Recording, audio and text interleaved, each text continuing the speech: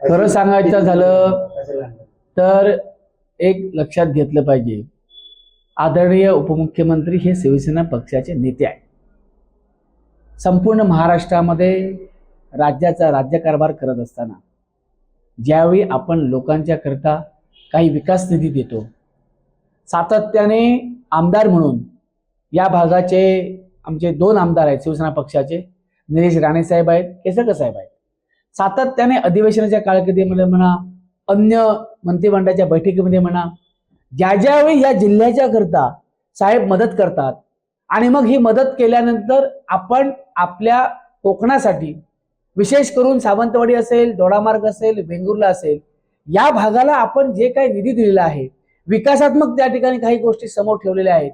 या भागामध्ये जास्त मोठ्या प्रमाणात पर्यटन आहे. आमचे पर्यटन मंत्री त्या ठिकाणी राज्याचे आमचे मंत्री आहेत. ह्या सर्व गोष्टी करत असताना आपण दिलेल्या कामांना कुठेतरी लोकांच्या समोर गेलं पाहिजे, लोकांना कुठेतरी लोकांचे ऋण फेडले पाहिजेत. आणि आमच्यामध्ये आल्यानंतर शिवसेना पक्ष ज्या पद्धतीने संघटना बांधतोय, हे कधीतरी राज्याचे प्रमुख फक्त उपमुख्यमंत्रीच नसून ते शिवसेनेचे पण नेते आहेत. त्यामुळे कधी आम्ही जे काम या ठिकाणी शिवसेना पक्षाचं सुरू आहे ते बघण्यासाठी सुद्धा शिंदे साहेब येत असतात. आणि याच्या मागे लोकांचं प्रेम आहे, लोकांना विश्वास आहे की शिंदे साहेबावर लाडक्या बहिणी असतील, लाडके भाऊ असतील, किती काम केलेलं आहे. लाडक्या बहिणींनी त्यांना आपण जर पाहिलं तर निवडणुकीमध्ये भरभरून यश दिलेलं आहे. मग हे कधीतरी येऊन लोकांचे आपण आशीर्वाद घेतले पाहिजेत, याच्यासाठी शिंदे साहेब येतात. निवडणूक हे एकमेव त्यांच्यासमोर उद्दिष्ट नसतं, कारण हे निवडणुकीच्या माध्यमातून जे जे काय करत असतात ते राज्यभर करत असताना कधीतरी आपल्याला लोकांमध्ये जाऊन सहभागी व्हावं लागेल, हे त्याच्या मागची भावना आहे.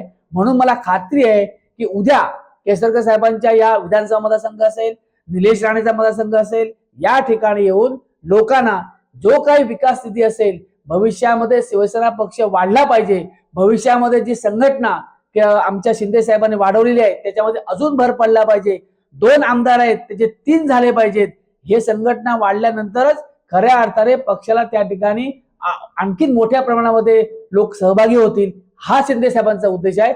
म्हणून शिंदे साहेब या ठिकाणी सिंधुदुर्गामध्ये आणि विशेष करून वेंगुर्ला, सावंतवाडी आणि मालवणमध्ये येत आहेत. हे मला मुद्दाम सांगायचं आहे की याच्या मागे कोणत्याही पद्धतीचं त्यांच्या पायाखालची वाळू घसरलेली आहे. आता या ठिकाणी शिवसेनेवाले घाबरलेले आहेत. आम्ही कुठेही घाबरलो नाही, आमचा विजय निश्चित आहे.